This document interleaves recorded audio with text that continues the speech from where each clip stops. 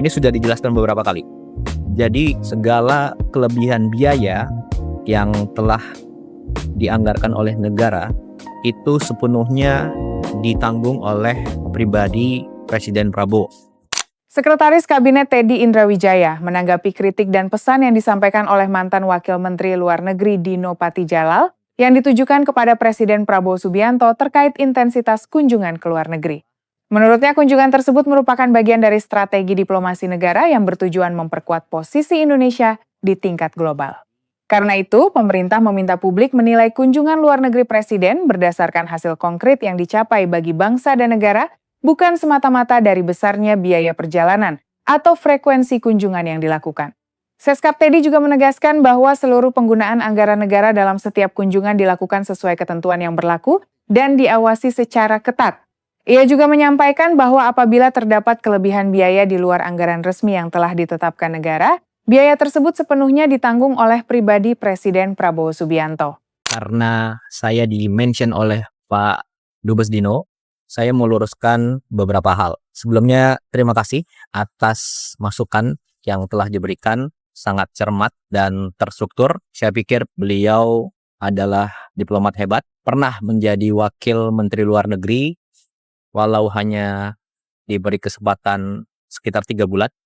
Jadi yang pertama, masalah biaya bila keluar negeri. Ini sudah dijelaskan beberapa kali.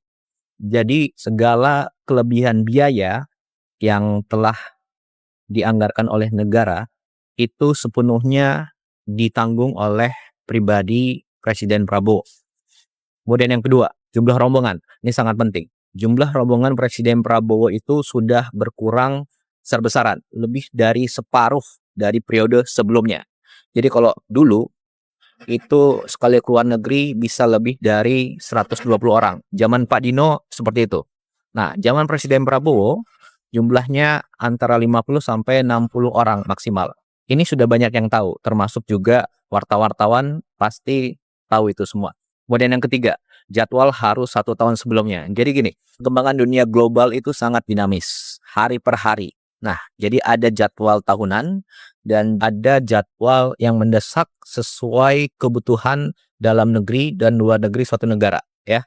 Kemudian yang keempat, masalah protokoler dan frekuensi keluar negeri dalam 1,5 tahun terakhir. Jadi Presiden Prabowo itu adalah presiden baru yang mulai menjabat saat dunia sedang krisis. Sebelumnya ada konflik di Ukraina, ada di Venezuela, kemudian sekarang ada di Iran dan Timur Tengah, itu terlibat Saudi, Qatar, Bahrain, UAE, dan lain sebagainya. Ya. Besar kalau dibilang hanya gagah-gagahan, seremonial.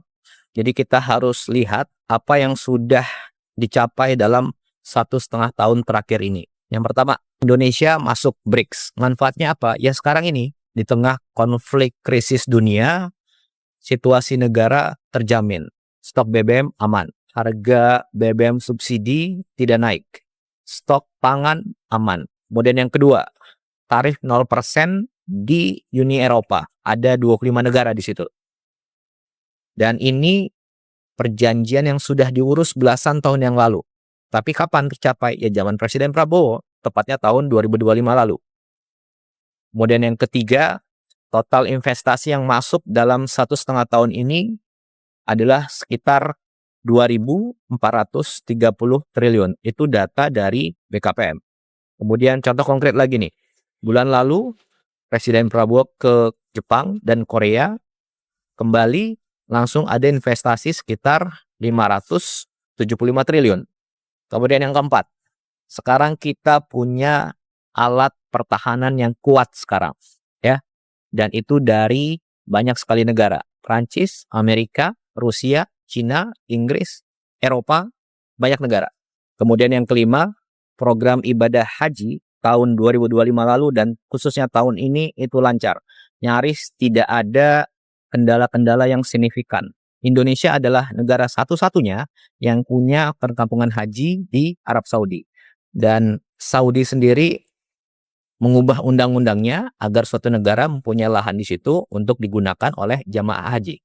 Kemudian yang keenam, Presiden Prabowo betul-betul berperan aktif di Palestina. Apa buktinya? 1, kita ada drop off logistik dari udara.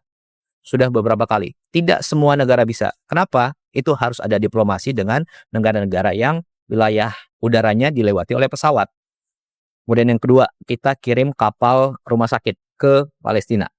Kemudian yang ketiga, kita menyekolahkan anak-anak Palestina di universitas di Indonesia. Sekarang mungkin sudah sampai 100 orang yang sudah sekolah di sini. Dan lain sebagainya. Kemudian yang ketujuh, baru minggu lalu ada WNI yang diamankan pihak Israel di Laut Bebas. Dan lewat diplomasi dari Menteri Luar Negeri dan teman-teman Kemlu, selang beberapa hari kembalikan ke Indonesia. Jadi ini lewat diplomasi yang baik diberitakan maupun yang tertutup, gitu ya. Dan ingat, yang tadi saya sampaikan adalah hasil konkret nyata 1,5 tahun terakhir. Dan semua itu adalah diplomasi yang dilakukan oleh Presiden Prabowo lewat berbagai macam cara, baik yang dipublikasikan maupun tidak dipublikasikan. Karena yang terpenting bagi kami adalah hasil konkretnya. Itu yang kita utamakan. Kemudian terakhir, masalah pertemuan dengan kepala negara lain di event-event tertentu. Jadi gini, pertemuan dengan kepala negara lain di suatu event itu yang menentukan adalah Bapak Presiden dan juga saran dari Menteri Luar Negeri. Dan beliau-beliaulah yang mengetahui mana yang prioritas, mana pertemuan yang harus diutamakan, mana pertemuan yang bisa langsung ataupun cukup menggunakan telepon, mana pertemuan yang perlu diberitakan, mana yang tidak diberitakan. Dan saya rasa semua diplomat hebat tahu itu. Jadi kurang elok rasanya kalau itu masih dipermasalahkan, ya. Jadi ruang untuk setiap masukan tentu kita terima, tapi jangan sampai kita mengaburkan fakta tentang semua hasil yang telah kita capai. Benarkah pernyataan Seskap Teddy bahwa kelebihan biaya kunjungan luar negeri ditanggung dengan uang pribadi Presiden Prabowo Subianto? Namun publik tidak memperoleh rincian teknis mengenai komponen biaya apa saja yang termasuk dalam kategori kelebihan biaya, berapa besar nilainya, serta bagaimana mekanisme pembayarannya dilakukan. Karena itu, klaim tersebut saat ini hanya bersumber dari keterangan resmi pemerintah yang disampaikan oleh Seskap Teddy dan belum disertai laporan rinci yang dipublikasikan secara luas kepada masyarakat. Dan untuk membuktikan besaran, mekanisme, dan rincian pembiayaannya, publik perlu data atau laporan yang lebih terbuka yang dapat diverifikasi secara independen.